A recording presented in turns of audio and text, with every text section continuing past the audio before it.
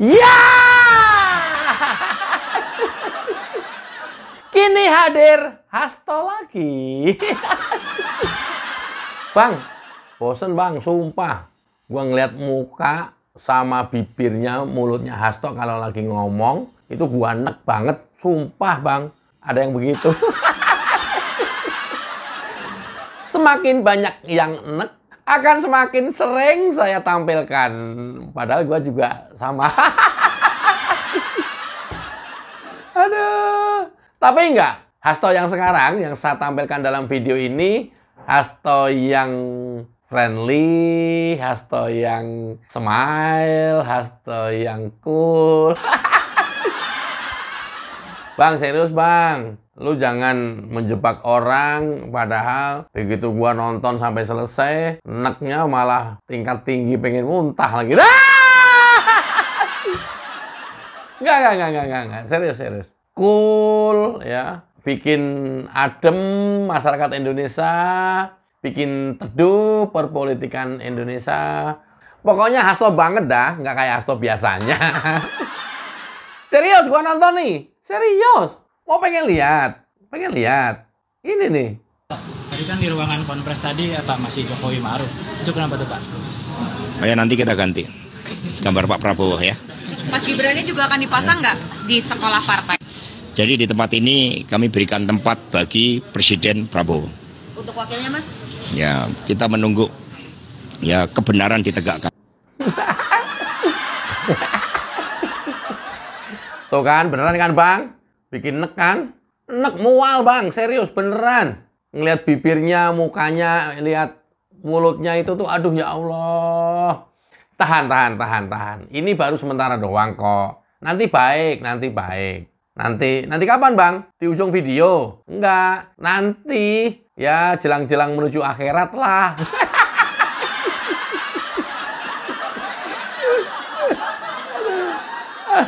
Tuh kan bang, aduh, gue udah kejebak Agrifana nih, ini udah terlanjur nonton nih. Ya, itulah Hasto dan tipikal Hasto dan karakter Hasto yang mungkin sulit dirubah, even itu sampai meninggal, sampai mati. Karakter, sifat, itu sulit dirubah. Kalaupun bisa, dan itu harus bertahun-tahun dikikis perlahan-lahan dan harus ada orang yang menekan atau memberikan pressure. Kalau itu enggak. Karena ini karakter. Enggak bisa. Tipikalnya kayak begini. Ya, mengadu domba. Ya, bikin keresahan orang. Ya, bikin hiruk pikuk. Itu Hasto itu. Suruh nonton apa bang gua bang? Ya ini tadi. Aduh bang, nggak mau ah. Mana bisa Hasto suruh bikin komentar teduh? Nggak bisa. Mana bisa Hasto diminta untuk bikin komentar yang membuat damai, membuat rukun? Nggak bisa. Karakter. This is karakter, man.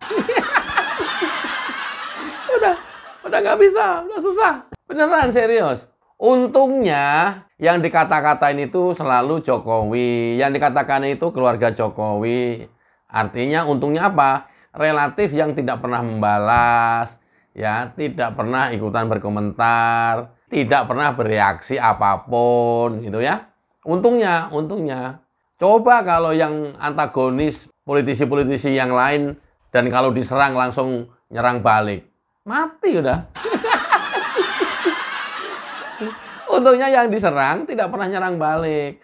Kalaupun komentar, itu dengan suara yang lirih, suara yang merdu, suara yang sopan, suara yang soft. Itu pun kalau membalas dengan komentar. Enggak yang meledak-ledak. Itu pun sambil ketawa-ketiwi. Coba kita lihat apa jawaban Gibran. Waduh, Pak Hasto kan bahasanya selalu gitu ya. Meresahkan. Jadi orang udah hafal. Gibran pun juga udah hafal. Ya, di lain waktu, Pak Hasto kan orang yang paling baik. Tapi nggak tahu ketika dikatain seperti itu, apa malah tinggi hati, wah gua orang baik nih. Apa nggak ngerti kalau itu bahasa sindiran atau apa? Ya namanya juga Hasto ya. Ini juga balasannya juga, ya kan kita tahu Pak Hasto memang begitu. Selalu membuat komentar-komentar yang meresahkan.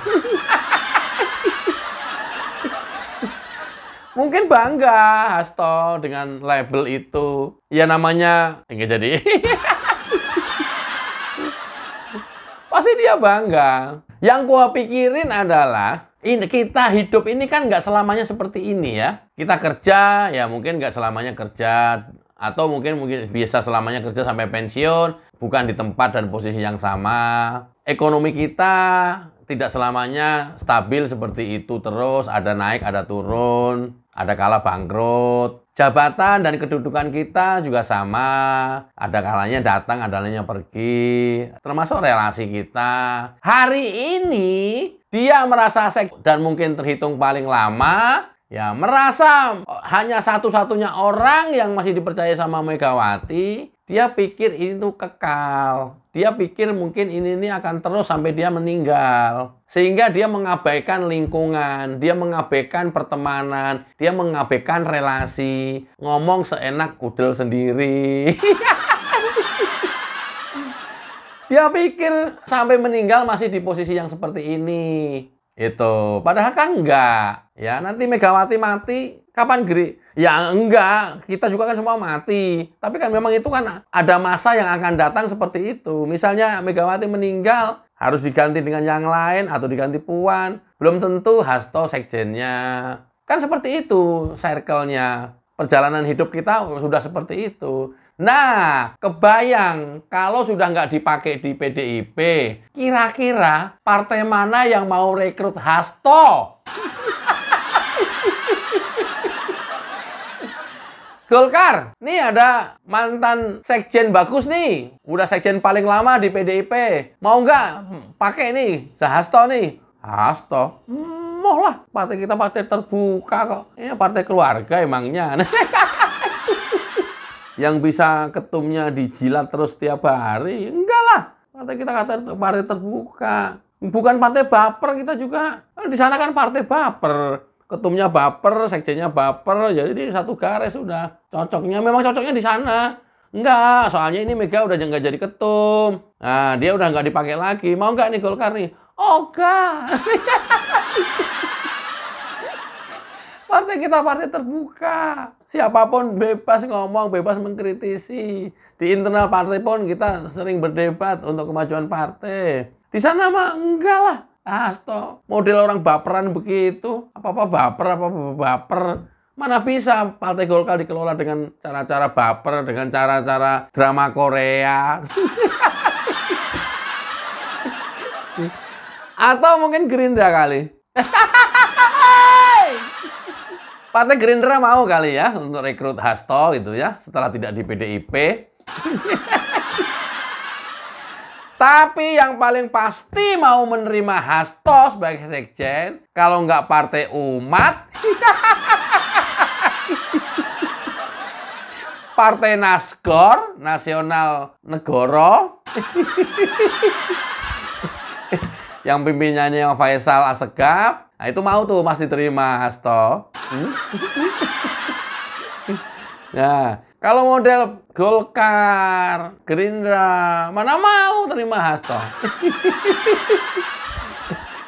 Nah, enggak, maksud saya, kan circle kehidupan kita kan ada kalanya nanti akan menjalani atau mengalami seperti itu. Apa dia nggak mikir? Karena apa saya bertanya seperti itu? Seolah-olah kan sehari-harinya Hasto akan hidup seperti ini terus gitu ya. Mungkin dia merasanya ya hidupnya akan seperti ini terus. Nggak pernah berubah. Mungkin suatu saat nggak pernah ada posisi yang di bawah. Sehingga menghina, memfitnah, merendahkan Jokowi dan keluarganya. Itu ya luar biasa. Dan pada tingkat yang aduh, kita dengernya kadang-kadang ya Allah gitu. Ya itulah, makanya nanti kita kan semuanya bersaksi. Coba aja nanti kalau sudah tidak di PDIP, ada kongres nih ya PDIP setelah extend 1 tahun ketum yang kemarin, nanti ada kongres. Ya paling kongresnya aklamasi lagi, Megawati lagi kalau dikasih sehat. Ya kalau enggak ada pergantian Megawati, Hasto kan belum tentu dipakai sekjen. Tok, ganjel tok. Orang kok kayak pengen, aduh, luar biasa. Oke, coba sedangkan Prabowo aja mempunyai jiwa yang besar. Kan kalau dibilang sakit mah lebih sakit Prabowo ketika melawan Jokowi 2 kali dikalahkan dibanding Hasto. Tapi betapa legowonya Prabowo menjalani kehidupan politik Indonesia ini. Coba kita simak. Bukan saya bela-bela Pak Jokowi karena person, tidak. Saya mau katakan apa adanya. Kalau ada kekurangan, kita semua ada kekurangan. Semua pemimpin ada kekurangan. Jangan memfitnah, jangan menyerang. Kita semua punya kekurangan. Mau buka-bukaan, yang gak enak. Kita diajarkan nenek moyang kita, orang tua kita, mikul dhuwur mendem jero. Presiden. Tapi saya ingat ajaran ustadz-ustadz saya. Tidak boleh dendam, tidak boleh maki-maki, ya, tidak boleh sakit hati, tidak boleh benci. Tuhan aja memaafkan kok. Manusia meneruskan permusuhan. Saya ini dikalahkan oleh Pak Jokowi. Megawati mana bisa suruh seperti ini. Ngomongin ke Hasto, toh. Kamu jangan terus-terusan nyerang Jokowi. Terus falsafahnya seperti yang tadi disampaikan Prabowo. Mana bisa Megawati suruh ngomong seperti Prabowo ini. Karena apa? Ya sama-sama baper. Sama-sama drakor. Karena ini kan sudah sehati banget ini antara ketum dengan sekjen ini. Sama persis lah. Itu. Bayangkan, deretan Hasto yang memfitnah Jokowi dan itu terus dilakukan sampai dengan hari ini. Apa itu? Yang dituduh Jokowi akan merebut Golkar dan PDIP. Oh, dua-duanya mau direbut dalam hati aja. Nggak terjadi kan? Tapi apa yang provokasi yang dilakukan Hasto pada saat itu? Terus-terusan memprovokasi, ngemeng terus di depan media. Coba bayangin aja, Hasto itu. Betapa pembohongan publiknya yang luar biasa yang dilakukan oleh Hasto terhadap Jokowi. Ternyata nggak berhenti sampai di situ dan terus berlanjut dan terus memfitnah terus. Yang dia sebut Jokowi adalah pengkhianat dan perusak demokrasi. Dia tuduhkan pemilu TSM. Di MK nggak terbukti. Dia tuduhkan pemilu bansos, nggak terbukti.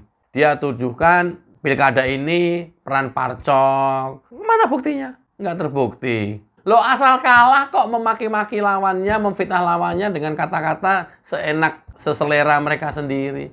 Tapi ketika menang kok diem-diem aja. Lo ini kan udah langsung bisa dibaca gitu ya. Isi otaknya dia itu dan isi hatinya dia, betapa busuk hatinya itu udah langsung bisa dibaca sama masyarakat. Itu tuh Hasto. Terus ketika foto Jokowi diturunkan, nggak tahu jatuh, nggak tahu diturunkan, di DPD Sumut waktu itu, apa komentar Hasto? Memprovokasinya. Ya, semua kantor-kantor DPD seluruh Indonesia, DPD maupun DPC, bukan tidak mungkin juga akan melakukan yang sama. Coba. Padahal dibantah bahwa itu tuh nggak diturunkan yang di Sumut, jatuh. Coba, kan nggak make sense gitu ya. Kondisi real sesungguhnya dengan isi otaknya Hasto. Toh, hati-hati loh, toh. Bukan mengancam nih ya, memperingatkan ya. Karma itu ada loh, toh.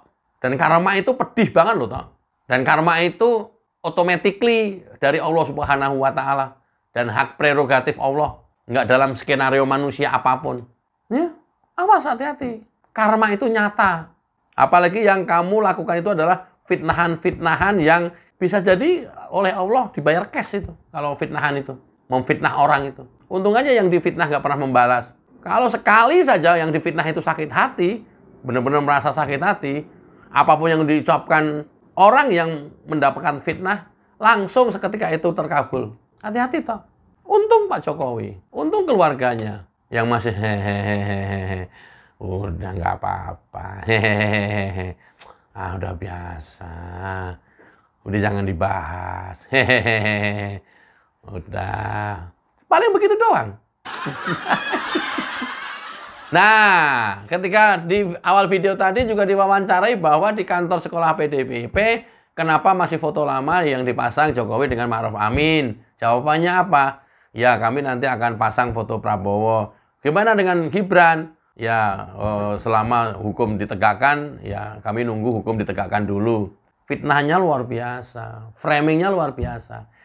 Partai lain, mau nggak nih rekrut Hasto setelah nanti tidak dipakai oleh PDIP? Suatu saat pasti tidak dipakai di PDIP, percaya saya.